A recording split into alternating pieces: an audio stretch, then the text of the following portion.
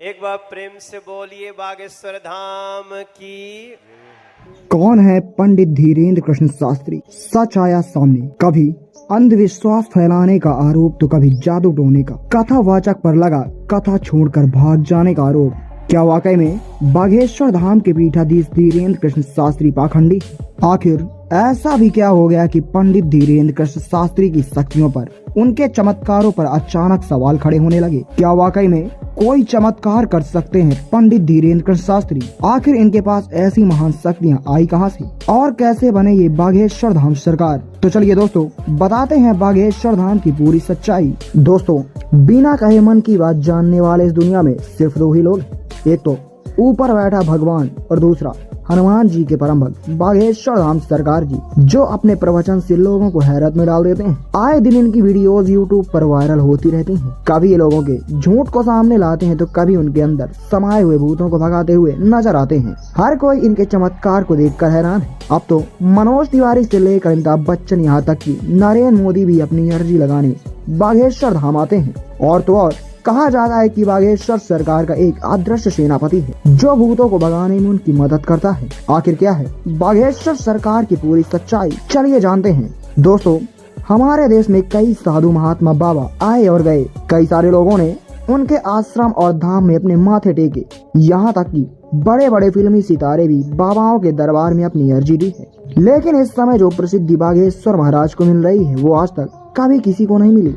लंबे बालों वाले, माथे पर चंदन और अक्सर सिर पर पगड़ी बांधे नजर आने वाले बागेश्वर धाम सरकार की बात ही कुछ और है। और इस चीज का सबसे बड़ा सबूत फिल्मी सितारों का इनके धाम पर आकर प्रवचन और गीत सुनना है। चाहे मोदी सरकार के सबसे दिग्गज नेताओं में से एक और मशहूर गीतकार मनोज तिवारी हो या फिर साउथ इंडियन फिल्म इंडस्ट्री के सुपरस्टार सुमन तलवार हो, इन्होंने बागेश्वर धाम आकर बाबा के दरबार में ठुमके भी लगाए और हाथ जोड़कर नमस्कार भी किया। हाल ही में सदी के महानायक अमिताभ बच्चन की एक वीडियो काफी ज्यादा वायरल हो रही थी, जिसमें वो बैठकर बाबा की कीर्तन और प्रवचन का भरपूर आनंद ले रहे थे। लेकिन दोस्तों, ये सब कुछ एक रात का चमत्कार नहीं है, बल्कि इसके पीछे एक ऐसे बच्चे की कहानी छुपी है जिसके संघर्षों के बारे में जानकर आपके भी होश उड़ जाएंगे। क्योंकि सोशल मीडिया पर अगर कोई एक बार वायरल हो जाता है तो उसकी जिंदगी बदल जाती है। लेकिन दोस्तों, बागेश्वर सरकार तो हर दिन वायरल होते रहते हैं। उनकी वीडियोस ट्रेंडिंग पर जाती है। लोग अपना सारा काम छोड़कर उनकी वीडियोस देखने और उनकी बातें सुनते रहते हैं। हजारों की संख्या में लोग अपनी मनोकामना को पूरा करवाने और अपनी तकलीफों को दूर भगाने के लिए बागेश्वर धाम के दर्शन के लिए पहुंच जाते हैं। और ये सब कुछ मुमकिन हो पाया है बागेश्वर सरकार के चमत्कारों की वजह से। कहा जाता है कि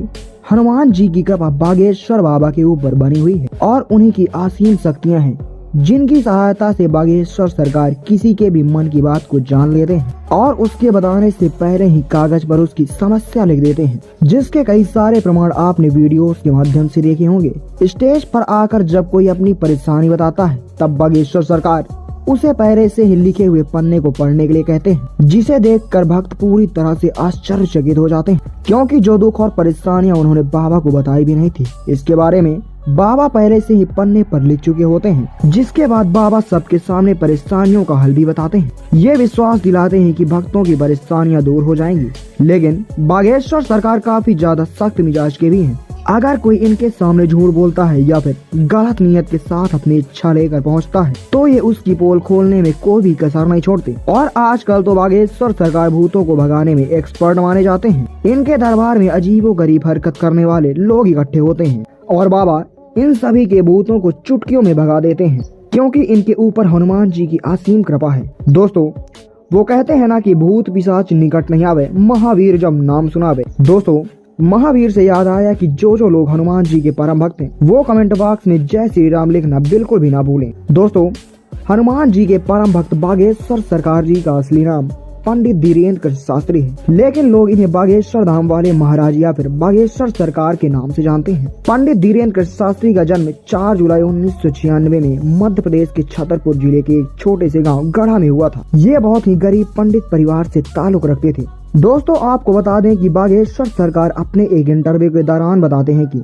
जब वो मात्र 9 साल के थे तब उनका मन बालाजी महाराज की सेवा में लग गया था। उन्हें हनुमान जी की भक्ति और प्रेम के सिवा कुछ भी नजर नहीं आता था। बागेश्वर महाराज का कहना है कि हनुमान जी की भक्ति और उनकी कड़ी साधना का ही परिणाम है कि उन्हें ऐसी सिद्धियां प्राप्त हुई हैं, जिनकी वजह से वो लोगों की सहायता कर पाते हैं। दोस्तों, असल में धीरेन्द्र कृष्ण शास्त्री अपनी शुरुआती शिक्षा अपने दादाजी के साथ कर रहे थे। कहा जाता है कि इनके दादाजी भी अपने समय के एक बहुत बड़े विद्वान शास्त्री हुआ करते थे और उन्हें भी दिव्य शक्तियां प्राप्त थी। इनके दादाजी भी दिव्य दरबार लगाकर लोगों की समस्याओं का हल किया करते थे। तभी से धीरेन्द्र कृष्ण शास्त्री ने अपने दादाजी को अपना गुरु मान लिया था और उनसे ही सारी चीजें सीखने लगे। दादाजी के साथ ही रहकर इन्होंने रामायण और गीता जैसे धार्मिक ग्रंथों का अध्ययन किया।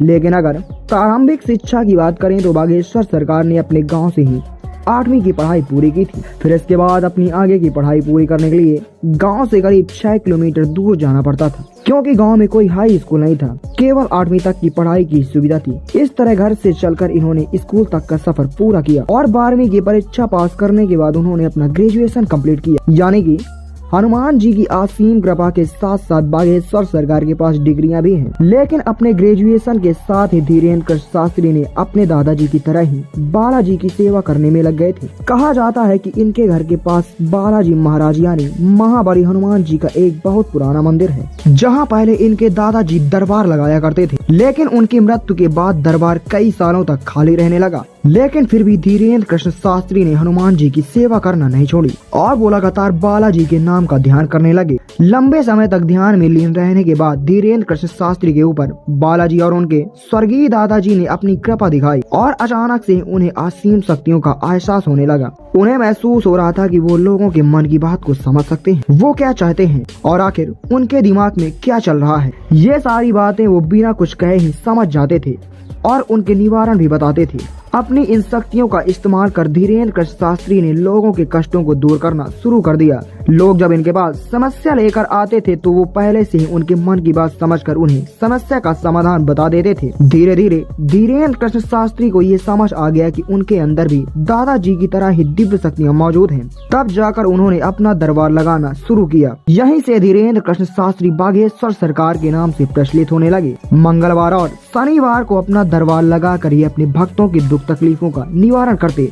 जिनकी अर्जी लगती बागेश्वर धाम उन्हें अपने पास बुलाते, उनकी समस्या को उनके बिना कुछ बोले ही सवाल और सवालों का हल एक पर्चे में लिख देते थे, जिससे लोगों का विश्वास बागेश्वर धाम के ऊपर और भी ज्यादा होने लगा। दोस्तों, आप ये जानकर हैरान हो जाएंगे कि बागेश्वर धाम सरकार ने केवल भारत में ही नहीं बल्कि पूरी दुनिया में दरबार लगाए हैं और लाखों की भीड़ को इकट्ठा कर उनकी मदद कर चुके हैं। कुछ लोग तो इन्हें साक्षात भगवान का रूप समझते हैं। हालांकि कुछ महिलाएं ऐसी भी हैं जो बागेश्वर सरकार की खूबसूरती पर अपना दिल हार बैठती हैं और उनकी बातें सुनने और उन्हें एक नजर देखने के लिए बागेश्वर धाम पहुंच जाती हैं। लेकिन अपने सख्त मिजाज के लिए मशहूर बागेश्वर सरकार का ध्यान इस तरह की चीजों पर बिल्कुल नहीं जाता। वो अपने दरबार में आने वाले हर शख्स को अपने बच्चे की तरह मानते हैं और उनसे बहुत ही प्यार से बातें भी करते हैं। वैसे दोस्तों, जहां हमारे देश में बाबाओं और तांत्रिकों की छवि इतनी ज्यादा खराब हो चुकी है, जिनमें से आधे से ज्यादा तो जेल की हवा खा रहे हैं, इसी तरह जैसे ही किसी बाबा के ऊपर विश्वास होता है, उसके काले कारनामों का काला चिट्ठा खुलने लगता है और लोग इन चीजों के ऊपर भरोसा करने से घबराने लगते हैं। इस माहौल में कोई 26 वर्षीय शख्स अपनी दिव्य शक्तियों से लोगों को हैरान कर दे तो दुनिया के मन में सवाल तो उठेंगे ही और इन्हीं सवालों का जवाब ढूंढने के लिए कई मीडिया कर्मी भी बाबा के दरबार में चोरी छुप के जा चुके हैं ताकि बागेश्वर धाम की सच्चाई को जान सके। ये सब करने के बाद भी कोई ये तक नहीं समझ पाया कि आखिर बागेश्वर सरकार लोगों के मन की बात को कैसे कहते हैं। कई सारे लोग जो दरबार में नए होते हैं, उनकी अर्जी लग जाती है और वो जब बाबा के सामने जाते हैं तो उनके मन की बातें बाबा पहले ही लिख चुके होते हैं। इस तरह की चीजें देखने के बाद मीडिया वालों के पैरों से जमीन खिसक गई और फिर भी बागेश्वर बाबा के ऊपर लगातार जांच पड़ताल कर रहे हैं, लेकिन उन्हें अभी तक कोई सबूत नहीं मिला जिससे लेकर वो बागेश्वर धाम के ऊपर किसी भी तरह का आरोप लगा सके।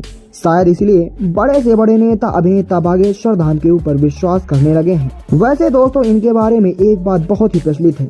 कहा जाता है कि इनका एक अदृश्य सेनापति है जो किसी को दिखाई नहीं देता। वो सेनापति बागेश्वर धाम में आए लोगों के भूत को भगाने में बागेश्वर सरकार की मदद करता है। लोगों का इनके ऊपर विश्वास है, तभी तो लोग इनके दरबार में जाकर सच्चे मन से ईश्वर का नाम लेते हैं। दोस्तों, आज के लिए बस इतना ही। मिलेंगे अगली एक और वीडियो पर। दोस्तों, बागेश्वर धाम सरकार के बारे में आप क्या कहना चाहते हैं हमें कमेंट करके जरूर बताइए।